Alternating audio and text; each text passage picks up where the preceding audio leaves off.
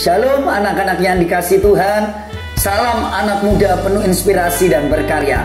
Hari ini kita akan belajar sama-sama untuk kita boleh belajar pendidikan agama Kristen dan budi pekerti kelas 11 bab yang ke-12 tentang keluarga Kristen menjadi berkat bagi lingkungan. Pertama-tama perkenalkan terlebih dahulu, karena saya percaya tak kenal maka tak sayang. Ya, mungkin beberapa kali anak-anak boleh berjumpa dengan Bapak, tetapi alangkah indahnya Bapak memperkenalkan nama Bapak. Nama Bapak dengan Pak Samuel Wijaya, dan di sini Bapak akan mengajarkan tentang buku tentang pendidikan agama Kristen kelas 11 bab yang ke-12. Sebelum kita lebih lanjut, kita akan berdoa terlebih dahulu. Bapa di sorga, kami mengucap syukur dan terima kasih kepadamu karena kasih-Mu, karena kebaikan-Mu, karena kemurahan-Mu. Kami ada hari ini. Kami percaya Tuhan, Kau boleh persatukan hati kami Tuhan. Kami percaya kuasa-Mu yang terus bekerja di tengah-tengah kami. Kami minta roh hikmat, roh pengertian dan wahyu untuk kami boleh mengerti setiap kebenaran-Mu Tuhan. Karena kebenaran yang kami mengerti dan kami percayai, itulah yang akan memerdekakan hidup kami. Mari Kau berbicara di tengah-tengah kami Tuhan. Berkati setiap anak-anak-Mu yang mempelajari Tuhan bab ini Tuhan. Engkau tolong kami semua Tuhan, supaya semuanya Tuhan boleh berjalan dari awal hingga pertengahan sampai akhirnya dengan keadaan yang baik. Terpujilah nama-Mu Tuhan. Kami serahkan waktu yang ada ke dalam tangan Tuhan. Di dalam nama Tuhan Yesus kami mengucap syukur. Haleluya, amin. Hari ini kita belajar tentang tujuan pembelajaran. Yang pertama, menjelaskan gaya hidup keluarga menurut Alkitab. Yang kedua, memahami peran sebagai anak dalam kehidupan keluarga Kristen. Yang ketiga, mendeskripsikan hakikat keluarga Kristen. Yang keempat, membuat laporan singkat tentang keluarga Kristen yang menjadi berkat. Anak-anak, untuk kita melanjutkan pelajaran hari ini, kita mendasari dari Alkitab yang terambil dalam Efesus 5 ayat yang ke-21 sampai Efesus yang ke-6 ayat yang ke-9. Selanjutnya Kolose 3 ayat 18 sampai yang ke-22, 1 Timotius 2 ayat 8 sampai yang ke-11, Titus 2 ayat 1 sampai yang ke-10, dan yang terakhir Amsal 31 ayat 10 sampai yang 31. Hari ini kita akan baca salah satunya. Kita akan baca di Amsal 31 ayat yang ke-10 sampai yang ke-31. Anak-anak yang punya Alkitab di rumah bisa baca bersama-sama dengan Bapak. Amsal 31 ayat yang ke-10 sampai yang ke-31. Beginilah firman Tuhan. Puji-pujian untuk istri yang cakap. Istri yang cakap, siapakah yang akan mendapatkannya? Hati suaminya percaya kepadanya. Suaminya tidak akan kekurangan keuntungan. Ia berbuat baik kepada suaminya dan tidak berbuat jahat sepanjang umurnya. Ia mencari bulu domba dan rami dan senang bekerja dengan tangannya. Ia serupa kapal-kapal saudagar. Dari jauh ia mendatangkan makanannya. Ia bangun kalau masih malam, lalu menyediakan makanan untuk seisi rumahnya dan membagi-bagikan tugas kepada pelayan-pelayannya perempuan. Ia membeli sebuah ladang yang diingininya, dan dari hasil tangannya kebun anggur ditanaminya. Ia mengikat pinggangnya dengan kekuatan. Ia menguatkan lengannya. Ia tahu bahwa pendapatannya menguntungkan. Pada malam hari pelitanya tidak padam. Tangannya ditaruhnya pada jentera, jari-jarinya memegang pemintal. Ia memberikan tangannya pada yang tertindas. Ia mengulurkan tangannya kepada yang miskin. Ia tidak takut pada salju untuk seisi rumahnya, karena seluruh isi rumahnya berpakaian rangkap. Ia membuat bagi dirinya permadani, lenan halus dan kain ungu pakaiannya. Suaminya dikenal di pintu gerbang. Kalau ia duduk bersama-sama para tua-tua negeri, ia membuat pakaian dari lenan dan menjualnya. Ia menyerahkan ikat pinggang kepada pedagang. Pakaiannya adalah kekuatan dan kemuliaan. Ia tertawa tentang hari depan. Ia membuka mulutnya dengan hikmat. Pengajaran yang lemah lembut ada di lidahnya. Ia mengawasi segala perbuatan rumah tangganya. Makanan kemalasan tidak dimakannya. Anak-anaknya bangun dan menyebutnya berbahagia. pula suaminya memuji dia. Banyak wanita telah berbuat baik, tetapi kau melebihi mereka semua. Kemolekan adalah bohong dan kecantikan adalah sia-sia, tetapi istri yang takut akan Tuhan dipuji-puji. Berilah kepadanya bagian dari hasil tangannya, biarlah perbuatannya memuji dia di pintu-pintu gerbang. Anak-anak, untuk kita belajar lebih dalam, kita akan memujikan satu judul lagu, Ku Cinta Keluarga Tuhan. Anak-anak bisa bersuka cita, kita bersama-sama memuji nama Tuhan dengan suara yang terbaik untuk kemuliaan nama Tuhan.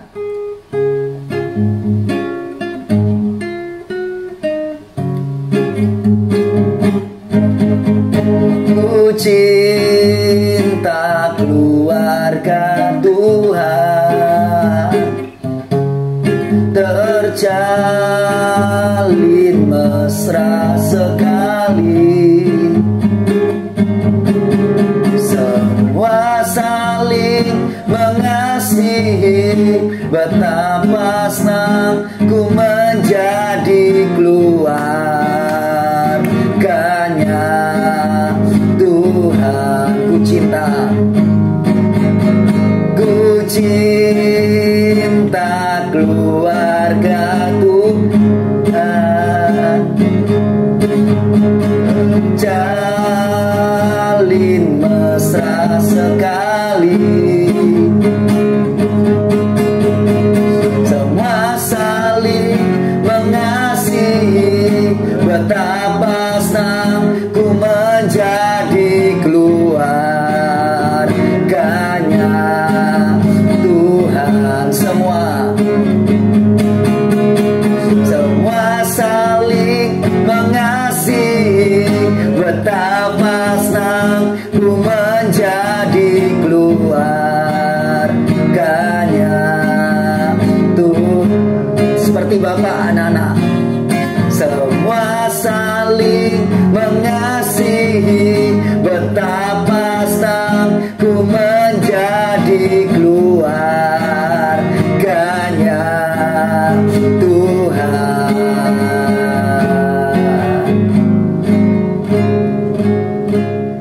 Sebelum membahas lebih jauh pelajaran ke-12, tuliskan dengan kalimatmu sendiri tentang bagaimana seharusnya gaya hidup keluarga Kristen agar menjadi berkat bagi masyarakat.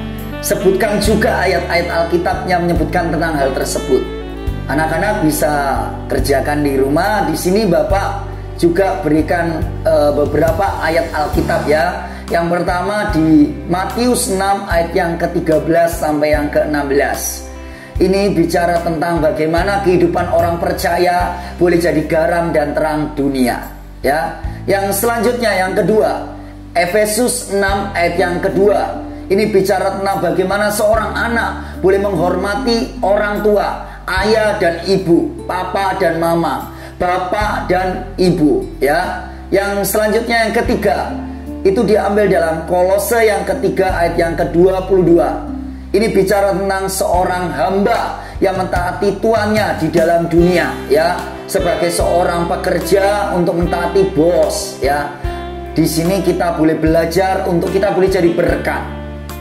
Kalau kita melihat dan pelajari tentang keluarga dalam Perjanjian Lama, itu adalah sebuah kata yang diambil dalam bahasa Ibrani yang dapat disamakan secara tepat dengan kata modern yang berarti keluarga inti. Beberapa kelompok sosial digambarkan sebagai suku dan menggambarkan asal etnik.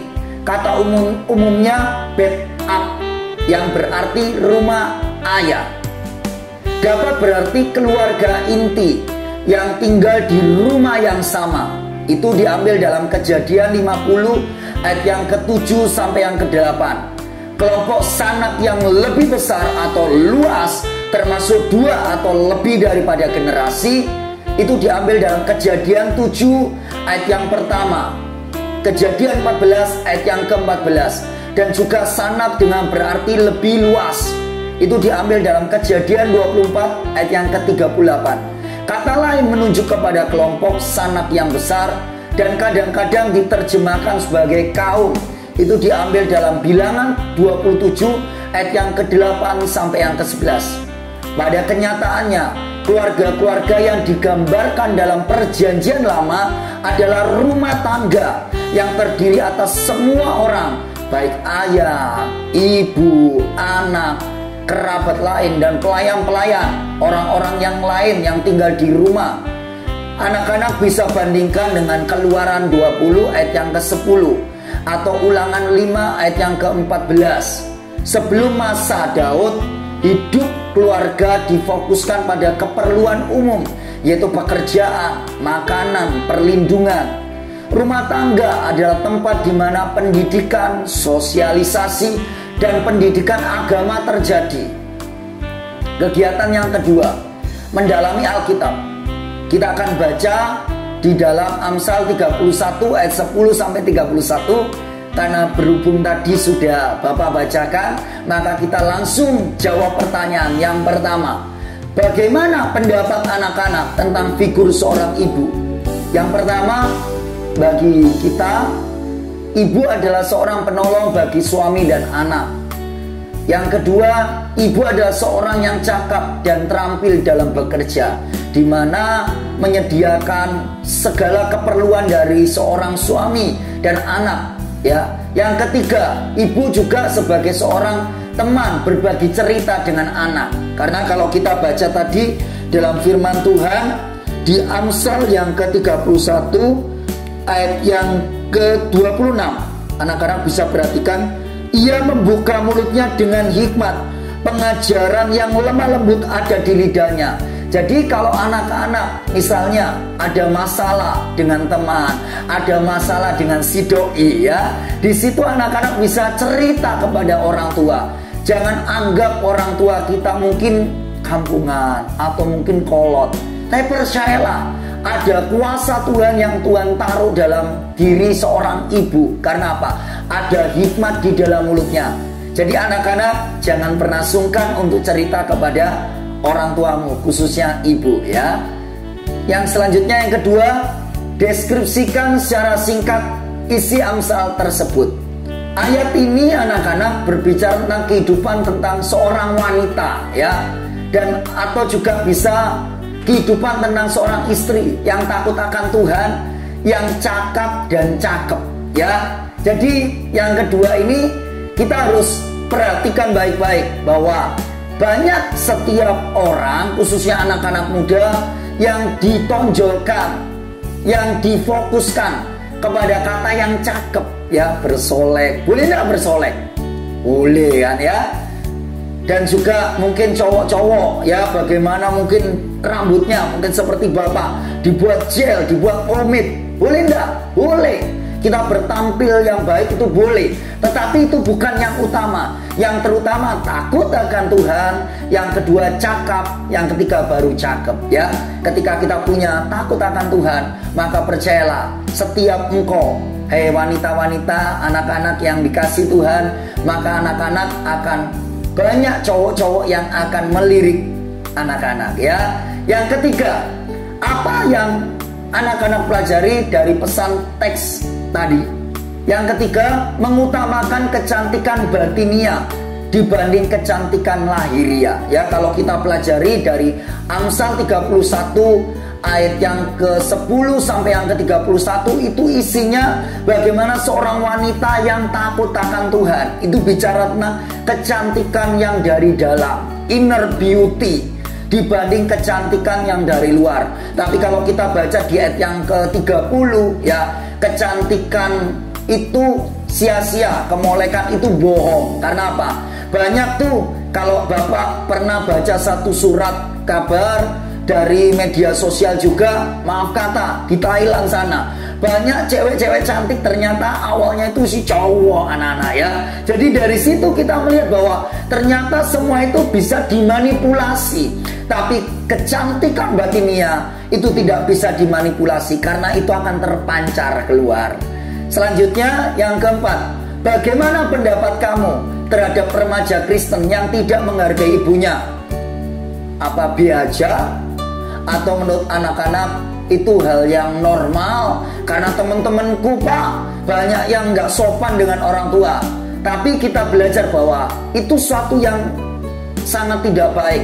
Bapak tidak setuju dengan hal itu.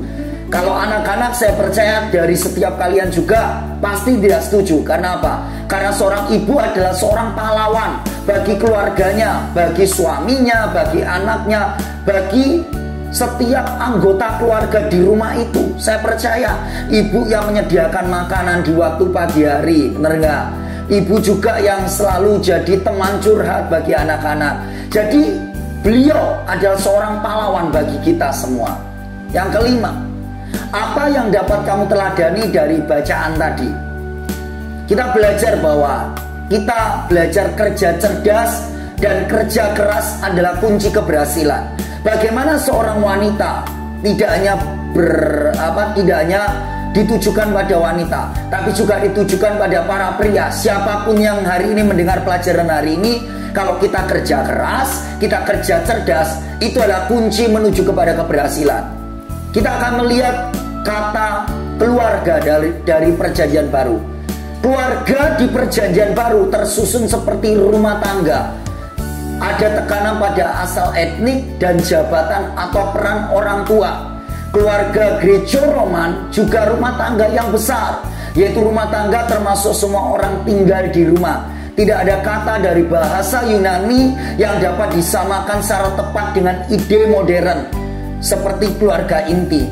Rumah tangga besar ini adalah satuan dasar masyarakat. Kata umum adalah rumah atau yang disebut oikos atau frasa kepunyaan sendiri. Dalam perjanjian baru ada beberapa yang dinamakan pedoman-pedoman kehidupan keluarga. Di Kolose 3 ayat yang ke-18, Kolose 4 ayat pertama, Efesus 5 ayat yang ke-21, Efesus 6 ayat yang ke-9, 1 Petrus 2 ayat yang ke-18, juga 1 Petrus 3 ayat yang ke-7, 1 Timotius 2 ayat 8 sampai yang ke-15, 1 Timotius 6 ayat 1 sampai yang ke-2, Titus 2 ayat 1 sampai yang ke-10. Pedoman ini memungkinkan untuk membantu anggota rumah tangga Kristen agar hidup sesuai dengan kebudayaannya. Di pihak lain, kenyataan bahwa pedoman itu tertuju kepada para suami, istri, orang tua, anak, dan pelayan menunjukkan bahwa ajaran Kristen khusus diterapkan ke kehidupan rumah tangga. Kita seharusnya memperhatikan bahwa bagian-bagian ini tidak menunjukkan keluarga sebagai satuan, tetapi menunjukkan hubungan-hubungan yang beragam di dalam keluarga itu sendiri yang bertujuan untuk kebahagiaan bersama. 3. Peran anak yang menjadi berkat. Bagaimana ini kita belajar seorang anak itu juga bisa jadi berkat. Tidak hanya seorang ayah atau seorang ibu, tapi seorang anak bisa jadi berkat. Sebagaimana kita ketahui bahwa keluarga tidak hanya terdiri dari ayah, ibu, tapi juga termasuk anak-anak di dalamnya, baik laki-laki maupun yang perempuan. Hal itu bukan berkaitan dengan status, tapi berkaitan dengan peran. Bapak punya quotes buat anak-anak, jangan pernah gedein gengsi, tapi gedein fungsi, ya. Jadi ketika kita berfungsi dengan baik, engkau akan jadi anak-anak terang yang firman Tuhan katakan engkau akan mempengaruhi dunia. Amin. Tidak hanya skala keluargamu, tapi engkau mempengaruhi dunia karena ada potensi yang Tuhan berikan dalam hidupmu. Jadi gedein fungsi anak-anak, ya. Di sini keluarga Kristen boleh menjadi berkat bagi lingkungan. Dalam keluarga, khususnya keluarga Kristen, di mana orang tua wajib mengajarkan pada anak-anaknya untuk tunduk dan taat kepada orang tua. Jika anak-anak tunduk dan taat, maka firman Allah, Alkitab menegaskan bahwa ada janji, yaitu umur panjang, berkat-berkat yang lain bagi mereka. Firman Tuhan kita baca di dalam Efesus 6 ayat yang kedua. Saya harap kalian bisa hafal ya ayat ini ya. Efesus 6 ayat yang kedua. Hormatilah ayahmu dan ibumu. Ini adalah suatu perintah yang penting, seperti yang nyata dari janji ini. Amin. Jadi ketika kita menghormati orang tua, ada janji-janji yang Tuhan sediakan, ya. Pekerjaan kita gampang dapatnya. Nanti kalau anak-anak sudah lulus dari kelas 12, nanti anak-anak akan mendapat gampang sekali pekerjaan. Melalui penjelasan di atas, kita diajarkan bahwa sebagai bagian dari anggota keluarga Kristen, tanggung jawab sebagai anak juga memainkan peranan yang penting demi terciptanya keluarga Kristen yang menjadi berkat bagi lingkungan. Dengan demikian, jika keluarga Kristen tetap menjaga keharmonisan dalam rumah tangga sesuai ajaran-ajaran firman Tuhan, maka keluarga Kristen akan menjadi berkat bagi semua orang yang menyaksikannya. Karena kita ini anak-anak, kita itu seperti ikan dalam akuarium. Setiap kali orang bisa memperhatikan kita, ya. Kegiatan 3, asosiasi. Hal apa saja yang sudah kamu lakukan sehingga kamu menjadi berkat bagi keluarga, gereja, dan lingkungan. Sampaikan pengalaman kamu di dalam kelas Zoom, ya. Di sini Bapak bantu untuk menjawabnya, ya. Dimana kalau di lingkungan keluarga kita bisa membantu orang tua dengan apa? Membelikan satu kebutuhan-kebutuhan pokok yang mungkin ibu suruh kepada kalian, ya. Kalau di gereja, di mana kita boleh melayani pekerjaan Tuhan, bisa main musik sesuai dengan talenta anak-anak. Kalau di lingkungan masyarakat, kita bisa ambil bagian dengan kerja bakti, gotong royong, kita melakukan sesuatu yang berguna bagi masyarakat. 4. Keluarga Kristen yang menjadi berkat. Menurut Alkitab, keluarga adalah tempat anak-anak diajarkan takut pada Tuhan, belajar tentang karya-karya Tuhan. Kita lihat dalam Ulangan 6 ayat 4 sampai yang ke-10, anak-anak bisa baca di rumah. Keluarga Kristen adalah suami dan istri. Kedua-duanya telah menerima Tuhan Yesus sebagai Tuhan dan Juru Selamatnya. Ini juga berarti bahwa keduanya mentaati Dia. Mereka hidup dengan kuasa Tuhan Yesus dalam kehidupannya. Sebagai seorang Kristen, gaya hidupnya harus menjadi mengikuti teladan Kristus. Sebagian orang berpandangan bahwa jika seorang laki-laki dan seorang perempuan menikah di dalam gereja, maka pernikahannya adalah pernikahan Kristen. Bagi mereka, menikah di dalam gereja adalah suatu jaminan bahwa mereka sedang membangun keluarga Kristen. Cara berpikir demikian tidak dapat dibenarkan. Keluarga dapat disebut sebagai keluarga Kristen apabila suami istri percaya kepada Kristus dan menampilkan gaya hidup seperti Kristus. Jadi yang dimaksud keluarga Kristen adalah keluarga yang dibentuk oleh Allah dan dalam hidupnya selalu bersandar pada Kristus serta hidup menurut kehendaknya. Jadi keluarga Kristen bukan hanya bicara tentang keluarga yang dimana suami, istri mereka menikah dalam gereja, tetapi keluarga Kristen bagaimana Kristus dimanifestasikan keluar lewat cara hidup yang benar sesuai dengan firman Tuhan. Di bawah ini merupakan hakikat keluarga Kristen. Persekutuan hidup antara seorang laki-laki dan seorang perempuan dalam perjanjian kasih setia membentuk suatu keluarga yang diberkati dan dikuduskan Allah, serta sebuah persekutuan yang menjadi lambang persekutuan hidup antara Allah dengan umatnya.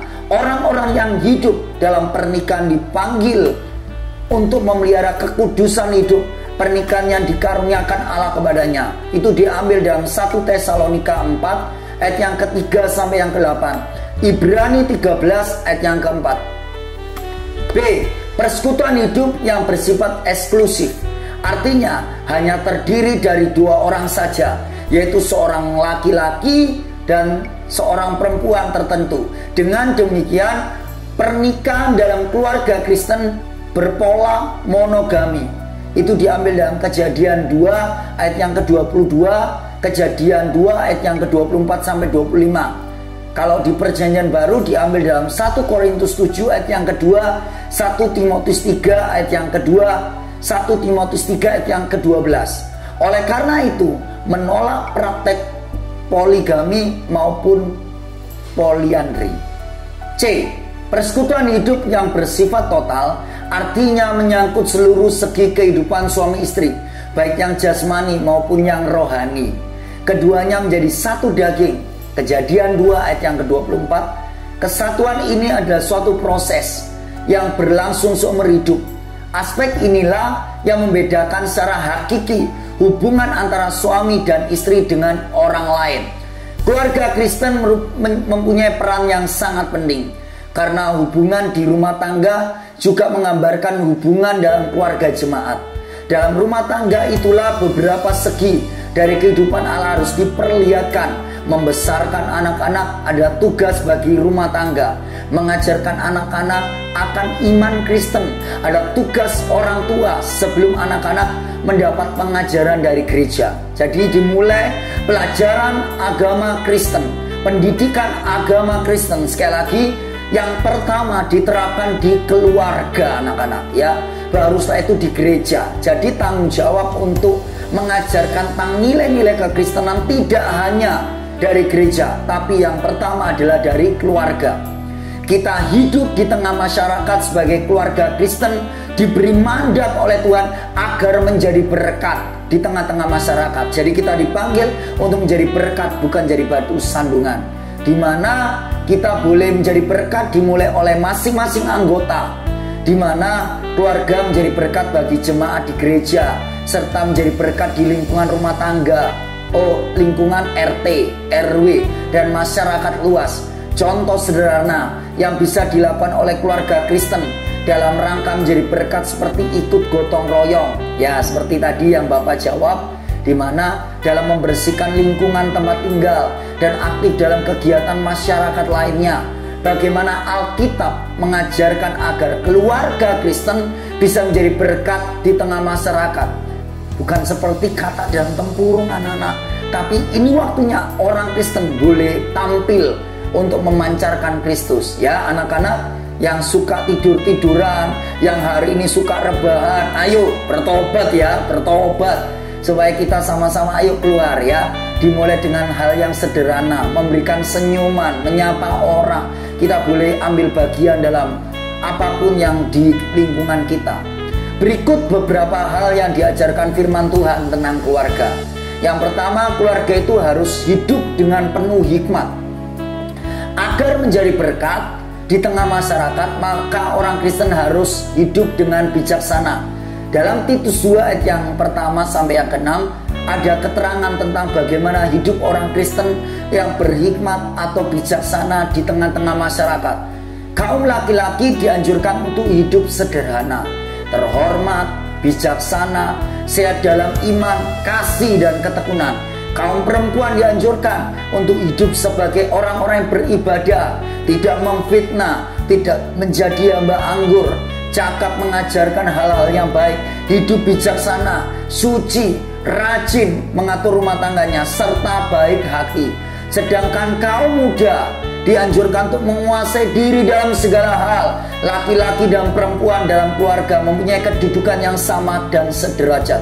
Jadi kalau keluarga di mana ada seorang ayah yang memainkan perannya dengan baik, seorang ibu yang baik hati, suka menolong, rajin di dalam rumahnya, dan seorang anak yang taat kepada orang tua, yang bisa menunjukkan gambaran dari seorang bapak yang baik dengan apa? Menampilkan karakter Kristus. Maka saya percaya anak-anak, setiap orang-orang akan melihat Kristus dalam hidup keluarga kita. Yang ke B, kita harus punya waktu yang ada, kita pergunakan dengan yang baik. Apa arti pergunakan waktu yang ada? Kata waktu dalam bahasa aslinya yang diambil dalam bahasa Yunani itu disebut kairos. Dalam bahasa Inggris berarti make the most of every opportunity. Pergunakan sebaik-baiknya setiap kesempatan. Setiap kesempatan datang hanya satu kali dalam hidup kita dan tidak akan datang untuk kedua kalinya. Oleh karena itu, kesempatan yang datang dalam hidup kita, baik berkaitan dengan belajar, bergaul, bermain, pekerjaan maupun pelayanan, harus kita pakai dengan sebaik-baiknya, sehingga setiap orang dapat melihat bahwa kita adalah orang-orang Kristen yang selalu menghargai waktu yang Tuhan berikan. Ada satu lagu yang mungkin anak-anak ingat liriknya, hidup ini adalah kesempatan, hidup ini harus jadi berkat. Amin. Bisa dilanjutkan. Di mana hidup ini selama masih ada kesempatan harus jadi berkat. Hidup ini selama masih ada kesempatan, mari pergunakan waktu yang ada dengan sebaik-baiknya. Yang ketiga, C, di mana kita boleh mengucapkan kata-kata yang membangun. Ada berapa banyak anak-anak muda, ya, khususnya anak-anak di usia 15 sampai yang 17 tahun yang seringkali keluar semua kebun binatang semua, ya, mungkin kata-kata yang tidak membangun. Mari hari ini kita mau belajar untuk kita boleh jadi berkat. Itu dimulai dari kata-kata. Bagaimana orang bisa melihat Kristus kalau kata-kata kita kata-kata yang tidak membangun, ya. Kalau kita lihat di Efesus 4 ayat yang ke-29, mari kita baca bersama-sama. Efesus 4 ayat yang ke-29. Janganlah ada perkataan kotor keluar dari mulutmu, tapi pakailah perkataan yang baik untuk membangun, di mana perlu supaya mereka mendengarnya beroleh kasih karunia. Jadi anak-anak, ketika kita rindu untuk jadi berkat buat banyak orang, pakai perkataanmu untuk boleh membangun, menguatkan, boleh menginspirasi banyak orang. Mungkin anak-anak hari ini mungkin ada beberapa orang, saya jarang berkata-kata Pak, tetapi lewat jarimu, ya, tulis statusnya galau, tulis statusnya mencaci maki pemerintah, tulis statusnya boleh mengata-ngatain mungkin guru, oh guru ini killer, guru ini tidak enak. Itu sama saja anak-anak.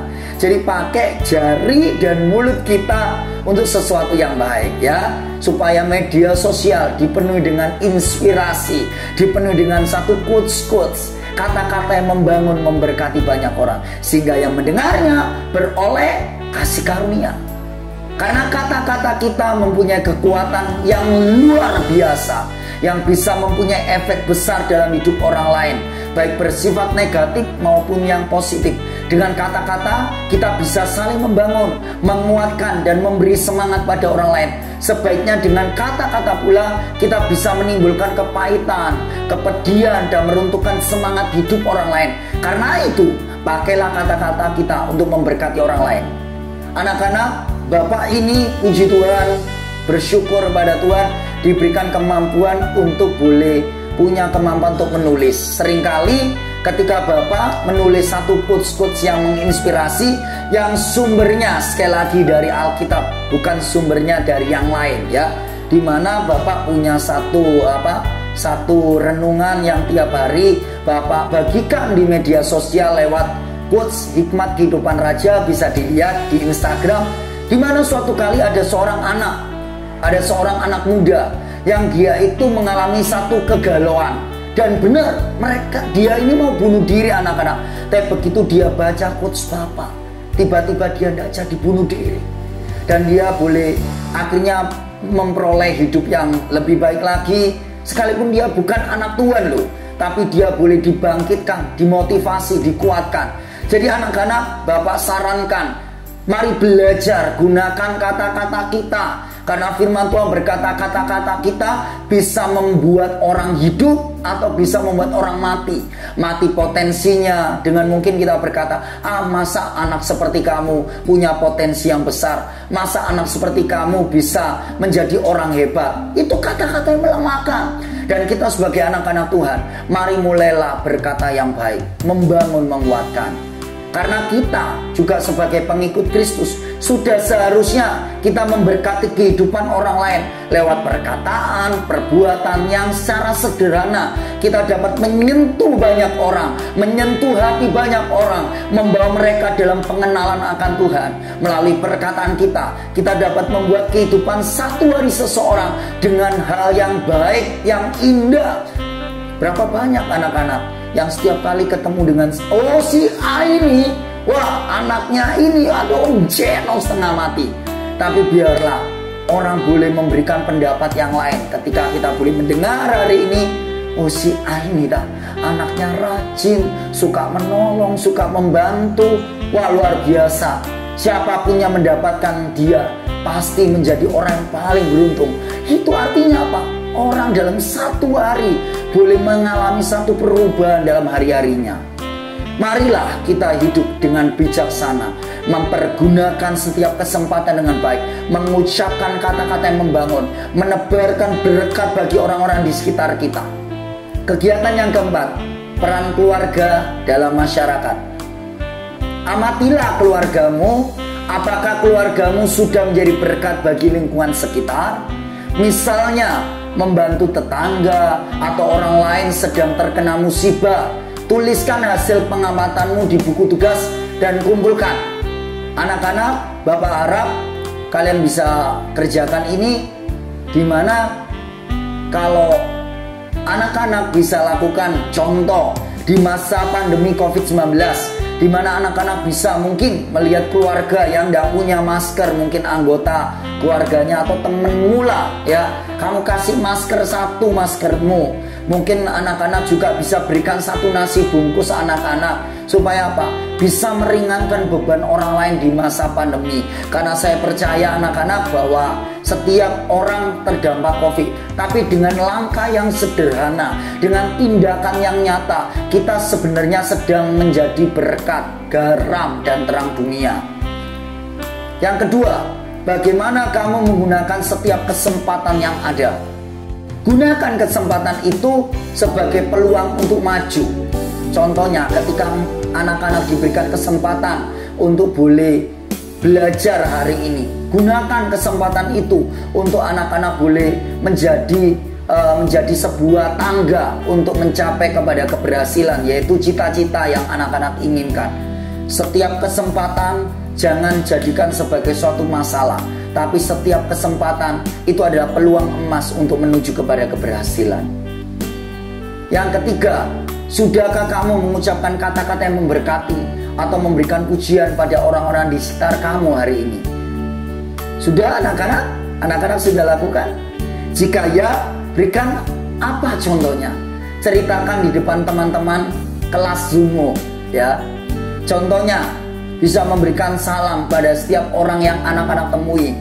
Karena senyuman adalah sebuah tindakan yang sangat sederhana untuk meluruskan hati yang bengkok ya. Karena saya percaya setiap orang mungkin gak selalu semangat seperti Bapak mungkin ya, gak selalu semangat seperti anak-anak, gak selalu sukacita. Tapi dengan senyuman, dengan salam yang sopan, yang santun, maka orang boleh diberkati. Anak-anak, materinya sudah selesai. Tiba waktu Bapak untuk memberikan rangkuman tentang keluarga yang menjadi dampak buat lingkungan. Keluarga adalah kelompok yang terdiri dari bapak, ibu, dan anak-anak. Mereka disebut keluarga inti atau dikenal istilah keluarga bati. Kalau kita pelajari bab di mana bab yang kedua, bab yang ketiga, kita belajar banyak tentang pengertian keluarga. Di mana keluarga-keluarga yang digambarkan dalam Perjanjian Lama adalah rumah tangga yang terdiri atas semua orang, baik ayah, baik ibu, anak-anak, pelayan-pelayan dalam rumah itu, atau orang-orang yang lain yang tinggal di rumah. Anak-anak bisa melihat dalam kehidupan yang bernama Abraham, di mana pada waktu ada orang-orang yang dibeli dan dia boleh tinggal di rumahnya, itu bisa juga disebut keluarga dalam Perjanjian Lama. Lain halnya dengan Perjanjian Baru, di mana keluarga dalam Perjanjian Baru hampir sebenarnya mirip dengan yang ada di Perjanjian Lama.